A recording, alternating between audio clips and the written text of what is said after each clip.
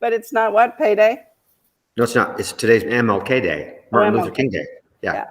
And it's not payday because the title companies are closed. So I was just telling Jimmy before the show that I was having computer issues. So all I have for you today is, hey, we have 21 days of inventory. We've gone up a day. So that's a good thing. We listed a lot of homes over the weekend. And tomorrow we'll have a complete picture. But for today, that's all we have. And 21 days seems to be fine, Jimmy. People seem to be doing okay, adjusting to the market, the low inventory and their price ranges, and buyers are becoming more patient, and agents are becoming much better at giving offers that don't have a lot of moving parts. The buyers are qualified. It's going to close quickly and subject only to the appraisal, and that's at least 2 weeks into the or half of the days into the length of the escrow. So that's really important. Before you get off that, I had a call this weekend from one of my agents that they have a seller very unhappy because the buyer backed out within the 10-day due diligence and didn't give them any reason. And the seller said, I'm not doing this 10-day free look anymore. Next time you get an offer, you make the due diligence 5 days. Now, if they give them 21 days for the appraisal, I understand that's the appraiser holding things up. But I don't want somebody deciding 9 days into this deal that I don't want your house anymore, because they had multiple offers and they took this offer. I think he said they had 8 offers, and they took this one, and the buyer waited 9 days and then just said, oh, I'm out, give me my money back. And the seller was really angry. Yes.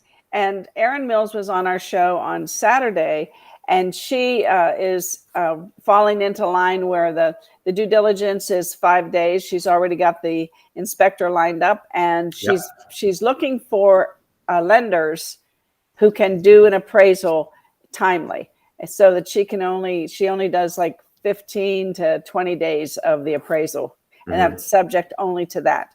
So that's really where everybody has to go if they want to get their offers accepted, because it seems like it's becoming the norm. It is, and so that means to be competitive, you've got to compete on that basis as well. Yes. Yeah, and it's not always about the price. I mean, what Erin does is she calls the selling agent and she says, "What does your seller want?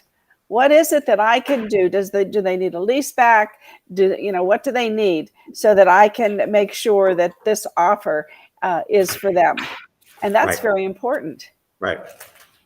Because if the offer's for the seller, the buyer's going to get the house. Well, and we've talked about that. How few agents actually get a hold of the listing broker first. And if you left them a message, listen, I am writing an offer. I really would like to talk to you about what your seller wants so I can write the offer easily and best the first time. They'll probably call you back. If you're calling the listing broker to say, how come you haven't called me back? They're not going to call you back. You're giving me attitude already. Yeah. Yeah. And Erin's all about community over competition. And I like that phrase, because we need to work together to get these offers done. And I know we all have friends and we all have people in the office that have offers, but at the end of the day, the seller has to get the best deal. Mm-hmm. Yeah. Jimmy, interesting. I'm going to put this down. Have you gone to the Preview Las Vegas in the past? I have in the past. I've missed the last couple of those, so they're having a new one. That's just great. And it's tomorrow, and it is really, they're making it longer. And I just wanted everybody to know that, you can walk into the Allegiant Stadium and register there. They're going to have plenty of seats. I don't think that's going to be the issue. But Brian Gordon, who is the principal of applied analysis, and that's where we get our stats on the MLS, he's going to discuss the recent changes and successes within the Southern Nevada economy. And he'll focus on broader trends impacting employment and housing and tourism. And Gordon will share his insights for the coming year. Now, Gordon is incredible. I mean, I have followed Gordon everywhere. Way back in 2010, when there was the first tech forum and it was held at the board, Brian Gordon was there. And he was just incredible. This is what he does for a living is analysis, does all the analysis for what's going on in tourism, in the housing market, and in the employment market. And I think we lost Gary. Gary went to work for somebody else. He no longer works for Brian, but Gary Gary and Brian worked really well together, but Brian will do just fine. Brian will do just fine. And then they're having a special by the governor's coming. So that's really good. And they're having other things about risk management and demographics. But I thought what was really good is this one, the water IQ. I think this is if you just walk in at noon just to see this for 1 hour, I think we need to know what is going on with the water. Yeah. I think that nothing impacts us more than the water. The interest rate doesn't impact us. COVID isn't impacting us as much anymore, but water has a way of impacting us that we can't possibly survive that. So, Yeah. So what's the future of water in Southern Nevada? That's going to be her topic. And what can we do as a community to ensure the sustainability of this invaluable resource in the valley? Find out as water industry leaders Pat Mulroy, water policy expert, and David Johnson, Deputy General Manager of the Southern Nevada Water Authority and Las Vegas Valley District, share public. Those two are going to share the public and private sector perspectives around conservation resources and sustainability in Southern Nevada. I love that they're going to talk about that. Already it sounds positive to me. Yeah, great. So now Applied Analysis is probably going to come out with a PowerPoint. Every day I check to see if they've updated it. Right now they've taken the old one down, which tells me they're working on the new one. And so I think probably in the next 2 weeks, they'll have a new one that will have a lot of this information in it. So right. The only problem with the PowerPoint is you got to really read between the lines because you're not listening to the speaker present it. You're, just going from that information. But still, I think we do a pretty good job of interpreting, what they mean. So if everybody, if you want to go, whoops, what did I do? Go me back. Let's see. I know. Don't you just love it? There we go. Okay, we can handle it.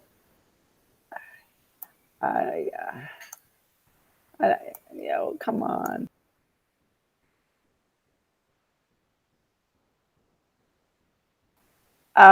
Somewhere. Here you go. So the website, that's what I was looking for. So this is where you go to register, web.vegaschamber.com. And it has all the information. And if you want information about every speaker, it already has that on the website. So it's quite complete. I love that the chamber has upped their game with their website. It's really cool. Anyway, it is tomorrow, everybody. And 8:30, the doors open and they close at 2:30. Sorry, I've got a frog in my throat. So, Jimmy, let me get us back here together. There we go. Anyway, building a story brand. We're going to segue now from, the market from the news and now to the real estate branding. And I know you're reading this book, correct? I've been listening to it, and I have a hard copy, so I am reading it too, and I've highlighted some of the stuff. Some of the stuff that you talked about to me just before the show, I've actually highlighted the same things you have. Mainly the first two mistakes. That was the main thing that I highlighted in the book. When he first opens, very powerful opening. Those two mistakes were big.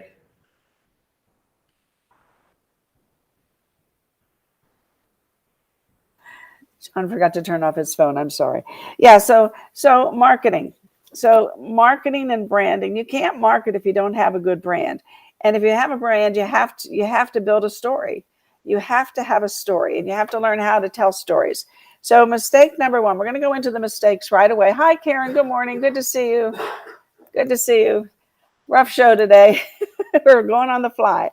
The first mistake brands make is they fail to focus on aspects of their offer that will help people survive and thrive. And all stories are about survival, physical, emotional, relationship, or spiritual. And a story about anything else won't work to captivate the audience. So understand that it has to be physical, emotional, relational, or it has to be spiritual. And if it's about anything else, it's not going to resonate to captivate your audience. And so nobody will be interested. And that means if we position our products and services as anything but an aid in helping people survive, thrive, and be accepted, find love, achieve aspirational identity, or bond with a tribe that will defend them physically and socially, good luck selling anything to anybody. So we And have, what is the threat to survival right now? Because that's the big message. See, on Maslow's hierarchy, we need air, water, food, and shelter. Air, not within my control. Water, the water district, okay. Food, I get to pick that. But shelter is like really at the absolute bottom of the pyramid. And what we market, real estate, that survival thing. We have a very powerful motivation, a very powerful message that we can give if we show them how real estate gets to their survival and thriving in the areas that you mentioned, the emotional and the spiritual and the connectedness. This helps all that stuff too. it does. But at the beginning, man, you want to survive and thrive in 2022, let's take a look at your air and water handled, food handled, shelter. And how many people out there are trying to buy up all the real estate so they have control over this shelter thing? It's huge. It's huge, yes. And there are only these are the only things, like you said, that people really care about, and we can take that truth to the bank or to the bankruptcy court should we choose to ignore this unidentifiable fact. And Mike said our brains are constantly sorting through information. Boy, isn't that the truth? And we discard millions of unnecessary facts every day. If we were to spend an hour in a giant ballroom, our brains would never think to count how many chairs are in the room. Meanwhile, we would always know where the exits are. Why? Because our brains don't need to know how many chairs there are in the room to survive. But knowing where the exits are in case there's a fire, that's a survival. It kicks off the survival mechanism in your brain. And so without knowing that the subconscious is always categorizing and organizing the information. And when we talk publicly about our company's random backstory or our internal goals, we're positioning ourselves as the chairs, not the exits. That's a great analogy. It is. And we shouldn't be talking about ourselves and our brand. We should be talking about the client and what it can do for the client and what the threats are to the client, and that we're the solution to that threat. And because there's problems out there, and we present the enemy and we have the solution, and we do have the solution. Yes, we do. And the processing of information demands that the brain burn calories, and the burning of too many calories acts against the brain's primary job, and that is to help us thrive and survive. So that's a big message there. That really tells us what we have to target when we do any kind of marketing. And point number two, mistake number two, is just as relevant. Even though it's number two, it's just as relevant, just as important. If we're going to really take heed to mistake number one, what kind of message are we communicating? Are we making them the focus of it? And are we telling them this is how you survive and thrive? What's mistake number two, Ruthie? So the second mistake brands make is they cause customers to burn those calories in an effort to understand their offer. When having to process too much seemingly random information, people begin to ignore the source of that useless information in an effort to conserve calories. That's how your brain functions. We don't have control over that. So in other words, there's a survival mechanism, within our brain that is designed to tune us out when we start confusing them.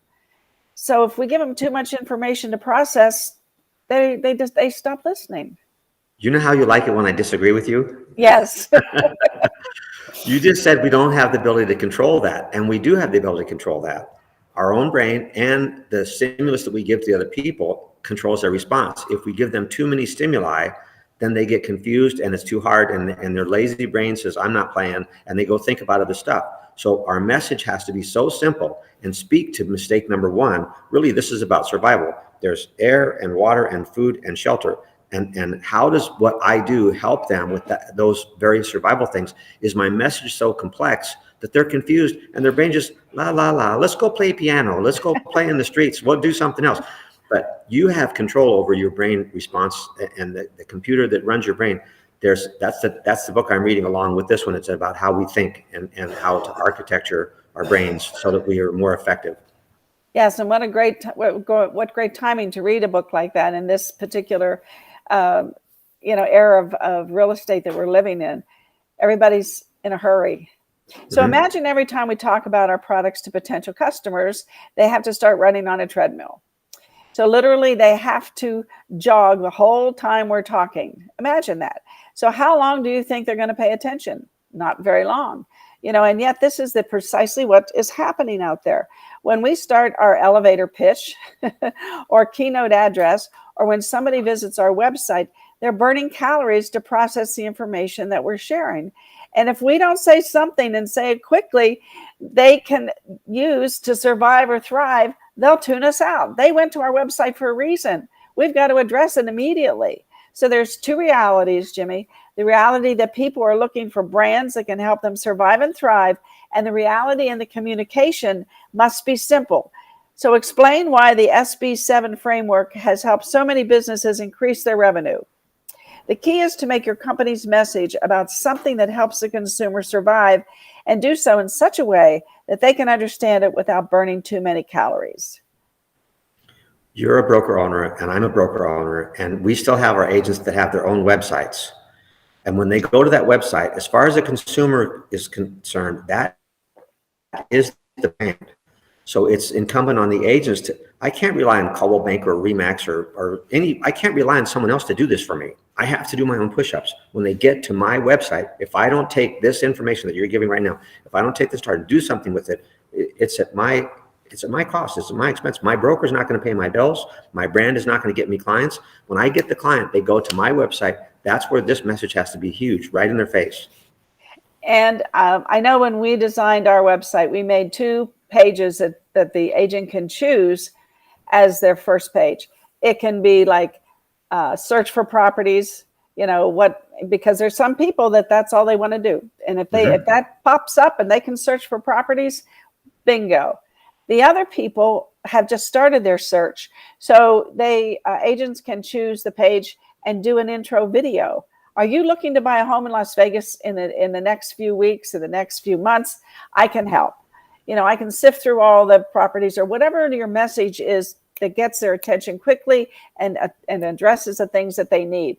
And I always suggest some days you could just, with 1 second, you can switch which page is going to be on for the day. So that you're always fishing for both of those people. Do you want me to comment on that? Yeah.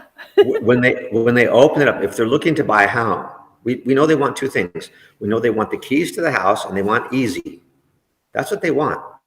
Their brain is lazy. They want the keys to the house. They want easy, or they want easy and the keys to the house. And the truth is, we can't give them easy in this market. We can't give them easy. We can give them predictable. And that's why that second option is something that we're going to speak to most people. Does this agent really have a plan to make this predictable? Because honestly, okay, I get that it's not going to be easy. I mean, first I have the search process and the selection process, and how do I select? And then I have this whole negotiation process. Then I have the loan process and the escrow process and the walkthrough. It's not going to be easy. We can't give them easy, but that's what they want. They want easy and they want the keys. Go ahead. Well, that's just ignited my mind there for a second. Like, if you are doing what I keep preaching, and that is doing videos on Facebook, on LinkedIn, on Instagram, on TikTok, wherever it is, and you want to say, are you looking for a home in Las Vegas? Let me make it easy for you.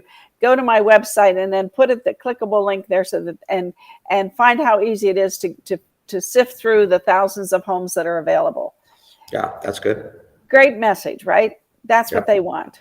And so that needs to be one of your messages.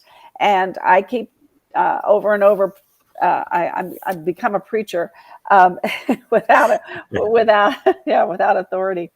But, people just need to get comfortable with video. It isn't going away. And so you need to get your message. And that's why I love this book.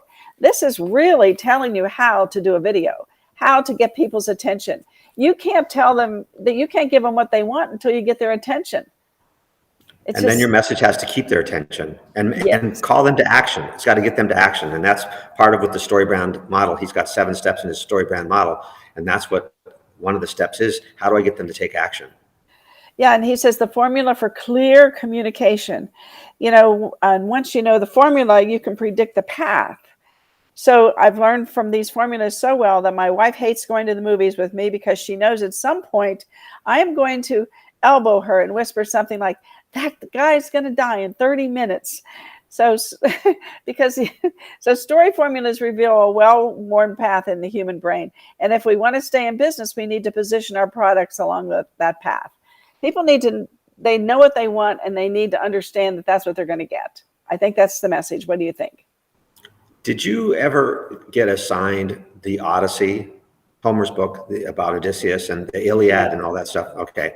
I never got assigned that either, but that's like 2,500 years ago. They had this story path. Here's the hero, here's the character, here's the challenge he faced, here's the victory, here's the villains, all that kind of stuff. So the story path is already out there. And Buffini has 3 legs of the stool: sales and marketing, customer service, and financial part. And he says that the sales and marketing is the most important thing if you can't get that right. And what we're talking about, this is the primary leg on the stool. If this is your sales and marketing, that's what we're working on with this book and with the websites. And how do you improve it and tweak it and make it better? Well, the cover of the book says simplify, clarify your message. It doesn't say simplify, it says clarify your message so customers will listen. Clarify, how do I make it as clear as possible? I know what you want. You want easy and you want the keys. I know how to get there. I can't give you easy, but I can give you predictable. And when you tell them you can't give them easy, that all of a sudden they say, "What? You can't give it to me? What?" That's the pattern disconnect right there, the pattern interrupt. Mm-hmm. Yeah, I know what you want. You want easy and you want the keys. I can't give you easy, but I can give you predictable. And here's how we get there. And then you lay out your path, as you said. Well, these buyers and the sellers have burning questions inside of them. That's why they're on the internet. They're searching for information. And if we aren't answering their questions, they'll move on to someone else, and they do. So if we haven't identified what they want, what problem we're helping them solve, and what life will look like after they engage with us and with our products and our service, we can forget about thriving. We can just forget about it. The market is filled with real estate agents. There's a lot of work done on marketing, but I don't know anybody that breaks it down as simple as this guy. I totally agree. So whether we're writing the story or attempting to sell a product, we have to always be clear. And that's what you just said the front of the book says. Clarify your message so people will listen. I mean, it's so, I love this book. It's just so basic and it's like a textbook, written for a 6th grader, which I think that's what we need sometimes. Mm-hmm. And he goes on to say that business has an enemy. It has a fierce, insidious enemy that, if not identified and combated, will contort you into an unrecognizable mess. The enemy I'm talking about is noise. Noise has killed more ideas, products, and services than taxes, recessions, lawsuits, climbing interest rates, and even inferior product design. And I'm not talking about the noise inside our business. I'm talking about the noise we create as a business. And what we often call marketing is just clutter and confusion spewed all over the place. And it's costing us millions of dollars because we are not giving the consumer what they want by voicing it so they hear it clearly and concisely. I think he tells the story in here, and I know it's on the audio, about Steve Jobs and how, it's on page 18, it starts in there. But he was at Reed College, he dropped out, and he ended up dropping in on a class on calligraphy. And the instructor was a Trappist monk who had fallen in love with the clarinetist and left the monastery, came to teach calligraphy. He had to make money to support the clarinetist. And actually, when she passed away before him, he went back to be a monk again. But he taught calligraphy at Reed College for a while, and Jobs dropped in on one of his classes, and he was so inspired by how to deliver the message beautifully. So Steve was impressed by the monk because he delivered the message so beautifully. And that's why we have the icons and the fonts and all the beautiful things. That's what Macintosh, it really brought some color to instead of just Helvetica, look at all this stuff. And people don't buy the best products. Sometimes they buy the products they understand the fastest. Mm-hmm. That, I think that's something that people need to understand when they're doing their videos, or they're doing their marketing or making an ad.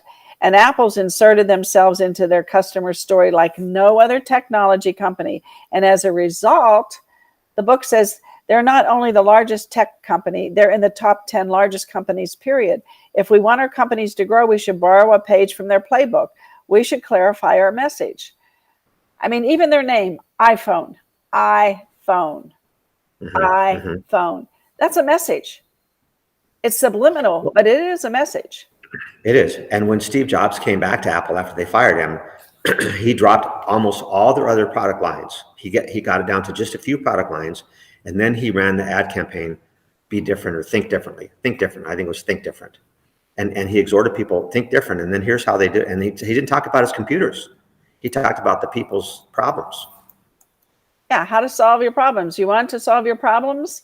Yep. And TED Talks did, was it Simon that did the why, explained the why? Yeah. And he came Yeah. and he actually lauded Steve Jobs for being able to explain the why better than anybody he had ever heard before.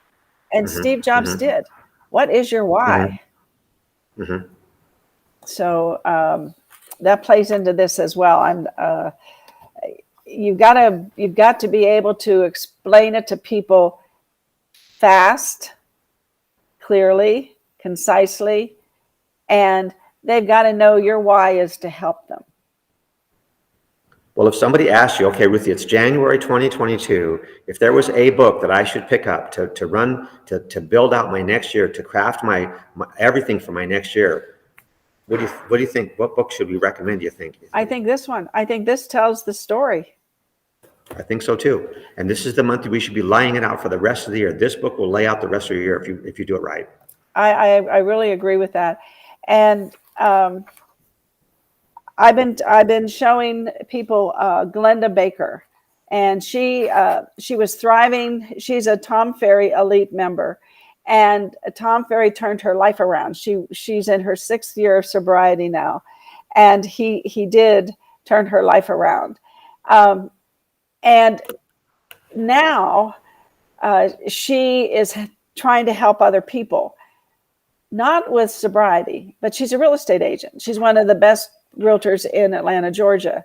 And she has learned how to clearly and concisely tell a story. She tells a story about, if you're buying a home in Atlanta, Georgia, there's termites. And then you want to listen. And it takes a minute for her to tell it. And then, and so go to TikTok, look up Glenda Baker. She's not so much on YouTube anymore because she's gone to, and then she was on Instagram, but now she's on TikTok. I mean, she did I think she's the one we watched the other day. Were you on when she said I did a big ass sale, and she got this huge commission, and she blew the money. Yes, she blew the money. But she told a story. She told a story, and she also told you that she can sell big houses, and you like her because she's So anyway, I just I go through and I pick out ones occasionally that I think everybody needs to. You can actually script it yourself, and you can say the same thing in your own words. If you've had a similar experience, there's nothing wrong with that. That's like you take a book and you do what the book tells you. Well, listen to Glenda Baker and figure out your style, who you are, and then figure out how to be clear and concise and tell a story. Yeah, it sounds easy. Yeah, it is easy. It's just not, well, I guess it's simple, just not easy. I mean, he's got 7 steps in here. There's 7 steps, and there's a roadmap. You do this, this, this, and this, and then you're at the end, you're there.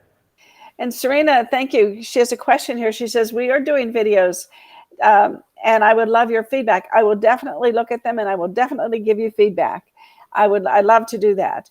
And that's why I bring out Glenda Baker, Erin Mills. There's so many agents out there that are doing it correctly. Teresa Estrada, Karen, I keep laughing. Karen, she's got to start doing videos. I'm going to get her on this show and make her start doing videos. It just takes practice. That's all. You just have to practice.